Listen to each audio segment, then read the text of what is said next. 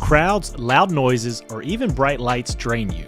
That's sensory overload, and it's more common in adults than you think. Your nervous system is supposed to filter sensory input, but if it's dysregulated, even small stimuli can trigger anxiety, fatigue, or irritability. This is often misdiagnosed or brushed off as just stress, but it's real, measurable, and fixable.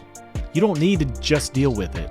At Music City Health Center, we can measure your stress patterns and restore nervous system balance naturally. Tap the link to learn how.